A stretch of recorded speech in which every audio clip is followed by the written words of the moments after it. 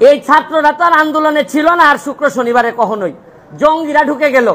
আমি আর এর ভিতরে আরেকটা জিনিস বলতে চাই, আপনারা দেখেন যে অলরেডি আপনারা তো আমাদের মোহাম্মদ আলী ভাই চেয়ারম্যান পারিবারিকভাবে এদের ঐতিহ্য আছে। এবং আরো একটা মজার জিনিস দেখেন, আমাদের যে এসিলেন সাহেব উনার বাড়িও সিলেট। আমি পারিবারিকভাবে খবর নিছি, অত্যন্ত ভদ্র পরিবারের এবং সৎ মানুষ। শুনেন, আর বাবা কিন্তু আমার কাছে আসলে আজকে থেকে তারা এদিন আমার ছেলে ওইখানে। আসসালামু আলাইকুম দর্শক, দেশে এবং প্রবাসে, দূরে এবং কাছে, যে যেখান থেকে আজকের এই ভিডিওটি দেখার জন্য প্লে করেছেন, সবাইকে আন্তরিক শুভেচ্ছা, অভিনন্দন। সুপ্রিয় দর্শক শ্রোতা, শুরু থেকে কয়েকটি ভিডিও ক্লিপের অংশ দেখেছেন আমাদের মাননীয় সংসদ সদস্য ব্যারিস্টার সুমন ভাই। মাননীয় সংসদ সদস্য ব্যারিস্টার সুমন ভাইকে চেনে না বাংলাদেশের হয়তো এমন কোনো লোক নেই। সুপ্রিয় দর্শক শ্রোতা, এই ব্যারিস্টার সুমন ভাই বাংলাদেশের একজন আইডল। ব্যারিস্টার সুমন ভাই বাংলাদেশের ফাটাকেষ্ট এবং উনি কিন্তু দুর্নীতির পক্ষে কাজ করেন না, বিপক্ষে কাজ করে। দুর্নীতি যে করবে তার পিছে জোকের মতো উনি লেগে থাকে।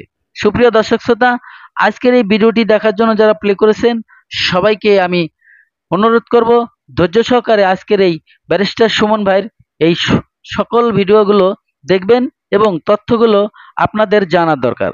দর্শক, আপনি যদি বাংলাদেশের একজন সুনাগরিক হয়ে থাকেন, অবশ্যই আজকের এই ঘটনাটি এবং ভিডিও ক্লিপটা আপনার জন্য খুবই গুরুত্বপূর্ণ। যে ব্যারিস্টার সুমন ভাই কি বলেছিল, এই আমাদের চলমান শিক্ষা প্রতিষ্ঠানের যে ছাত্রছাত্রীরা আজ আন্দোলন করলো, সেই আন্দোলনকে কেন্দ্র করে ব্যারিস্টার সুমন ভাই কি বলল। তিনি কিন্তু বাংলাদেশের ফাটাকেষ্ট।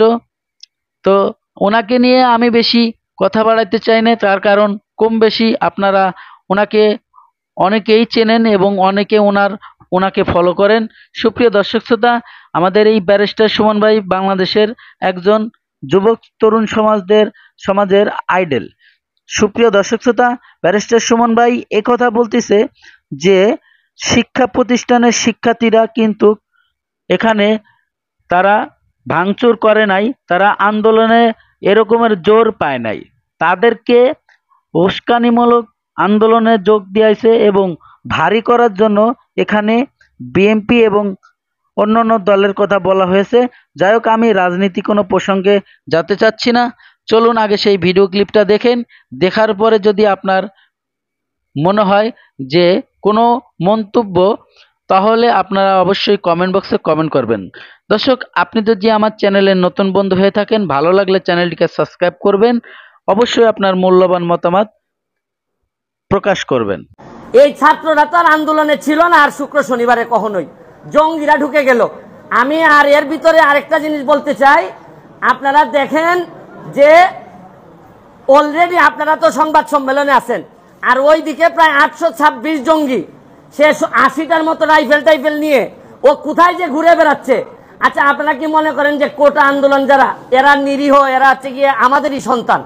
তারা তো সংস্কারের কথাই চাচ্ছিল, সরকারও সংস্কার চাচ্ছিল, মধ্যখানে এই ঝামেলাটা হয়ে গেল, মিসআন্ডারস্ট্যান্ডিং, এবং এই সুযোগটা নিয়ে নিল জামাত বিএনপি, সুযোগটা নিয়ে নিল হচ্ছে জঙ্গিরা।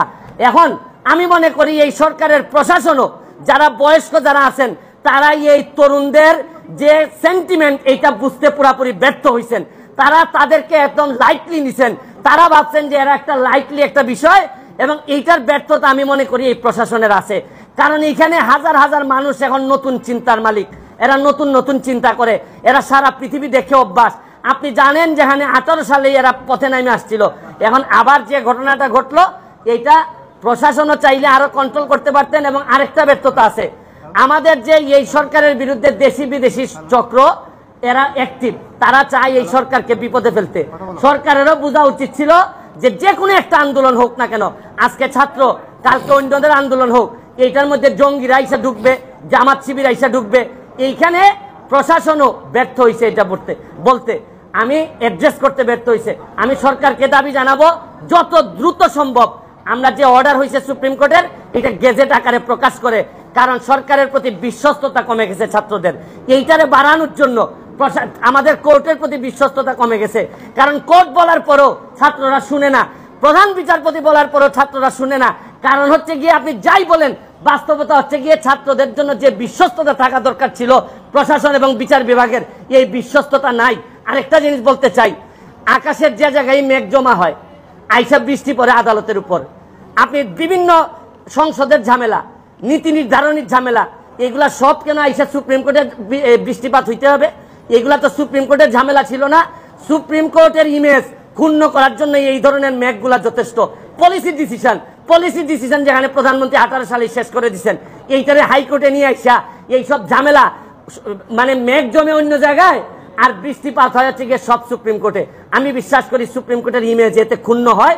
পরবর্তীতে এইসব বিষয়ে যেন আরো সচেতন থাকেন সুপ্রিম কোর্ট এবং প্রশাসনের জন্য সতর্ক থাকে এবং দ্রুত, আমি মনে করি গ্যাজেটটা দিয়ে আমি বাচ্চাদের যারা আছে তাদেরকে বলবো, তোমরা বাড়ি ফিরে যাও, তোমরা যা চাইছিলা তার চেয়ে বেশি তোমরা পাইছো।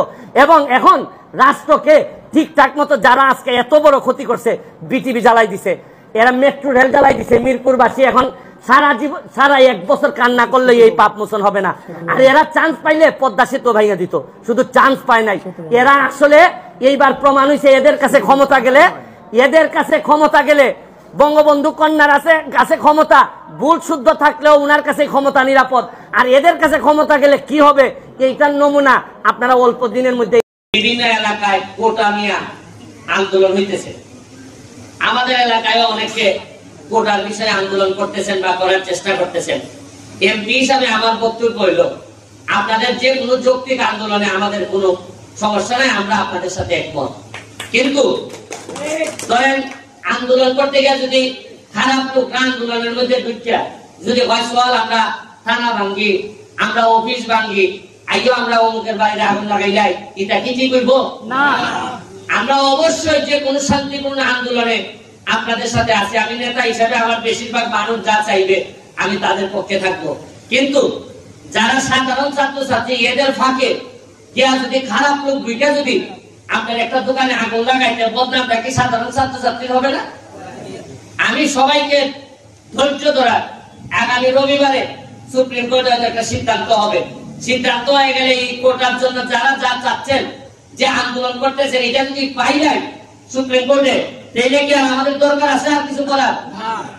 এর মধ্যে কিছু লোক দেখেন কালকে বিভিন্ন জায়গায় আগুন লাগাইছে, মেট্রো রেলে আগুন লাগাই দিছে, এই বিটিভিতে আগুন লাগাই দিছে। আচ্ছা, আপনার কি মনে হয় যে 9-10 এর ছেলে বা মেট্রিক পড়ার ইন্টারমিডিয়েট ছেলে এর কলজায় হাঁপন একটা আগুন লাগাইতে? আগুন লাগাইছে কথায় বুঝিনি আপনি? ওই মালে ওই কটায় কি কেন কটা আছে, কটায় সেইটাছে খাটো খাই দিত।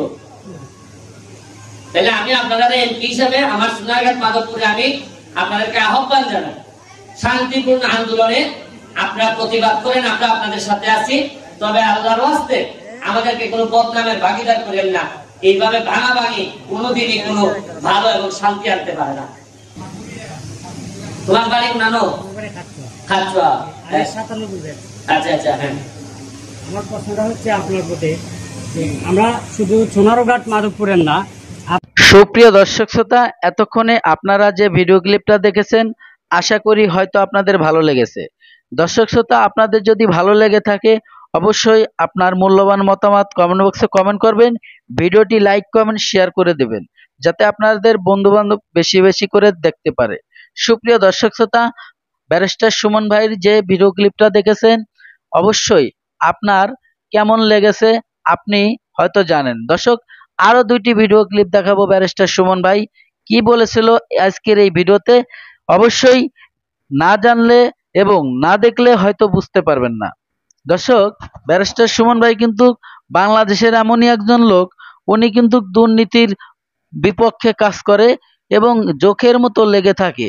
সে যেই দুর্নীতি করুক, ঠিক এই দুর্নীতি নিয়েই ওনার একটি আলোচনায় যে কথা বলল, যে বক্তব্য দিল, সেই জ্বালামুখী বক্তব্য যদি আপনারা শোনেন এবং এই ভিডিও ক্লিপটা দেখলে আপনি বলতে বাধ্য হবেন যে বাংলাদেশের একজন ফাটাকেষ্ট।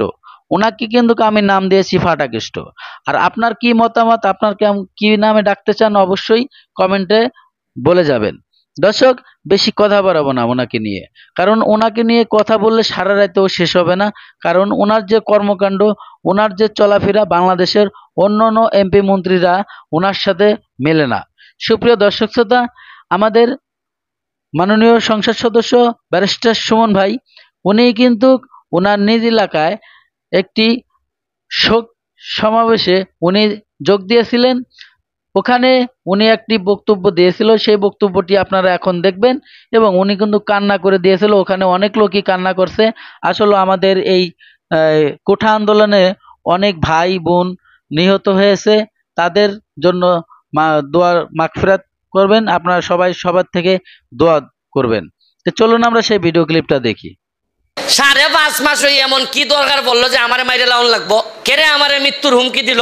আমি যদি এর সাথে ম্যানেজ করে চলতাম তাহলে মারবো, কিন্তু তোমরা কোনো মারবার কথা কওনি, মারবে তো হয় উপরতায়। কের লেগে 5.5 মাস হইলো আমার মাইরে লিতে চাই, কেরে আমার হুমকি, আমার থ্রেট। কারণ লেগে আমি কথা দিছি যে তোমরার নির্যাতিত নিপীড়িত মানুষের জন্য যে ত্রাণ সহযোগিতা, নির্যাতিত নিপীড়িত মানুষের জন্য যে সুবিধা মাননীয় প্রধানমন্ত্রী জননেত্রী শেখ হাসিনা যা আমাদেরকে দিবেন তা ইঞ্চি ইঞ্চি করে অক্ষরে অক্ষরে করে তোমাদের বাড়ি পৌঁছাই দেওয়া হবে। এমপি হিসাবে আমার সবচেয়ে বড় দায়িত্ব। আমি এমপি হিসাবে না, খালি আমাদের যে দল, এই যে দলটা আপনারা দেখতেছেন, ভাইস চেয়ারম্যান, চেয়ারম্যান সহ আমাদের প্রতিটা মানুষের কাজ হইল গিয়া এই দুনিয়াতে কাজ কইরা আমাদের প্রতিটা মানুষের পরিবারের ঐতিহ্য আছে। মানুষ আমারে চুরি বললে, চোর বললে শুধু আমারে বলবে না, আমার পরিবারের মানুষকে বলবে, এরা আমার মতোই পরিবারের সদস্য। আমরা কথা দিছি যে আমাদের কর্মের কারণে আমাদের বাপ চাচারে আমরা গালি শোনাবো না, আমাদের কর্মের কারণে যেন মানুষ এইটা বলতে না পারে যে এই লোকের এখানে সুরুকালী চেয়ারম্যান সাহেবের ছেলে, সে তার বাবা সারা জীবন আওয়ামী লীগের জন্য জীবন দিয়ে গেছে, কিন্তু কোনো সম্পদ এরা পারিবারিকভাবে বানাইতে পারে নাই। সাবু চৌধুরীর ছেলে কোনো সম্পদ এরা বানাইতে পারে নাই, সারা জীবনই কম বেশি দিয়ে গেছে এরা। এখানে আমাদের মোহাম্মদ আলী ভাই চেয়ারম্যান, পারিবারিকভাবে এদের ঐতিহ্য আছে। এবং আরও একটা মজার জিনিস দেখেন, আমাদের যে এসিলেন সাহেব, উনার বাড়িও ছিলেন। আমি পারিবারিকভাবে খবর নিছি, অত্যন্ত ভদ্র পরিবারের এবং সৎ মানুষ। শুনেন, সততা হঠাৎ করিয়া আগামী শনিবার থেকে সৎ হন যায় না। সৎ একবারে জন্ম থেকে বাপ মার কাছ থেকে ইকাইতে হয় যে আমি সৎ, আমি মানুষের টাকা মারতাম না। জানি এটা গরিবের মাল, এটা খার মাল, ইটাও আমরা মাইরা খাইছি। ওই দেন বালা বাইরে দেখুন, চেরাটা দেখতা না, ওটা ওটা একটু উঠাও, উঠাও আর ওটা উঠাও, ওই এরা দেখে না।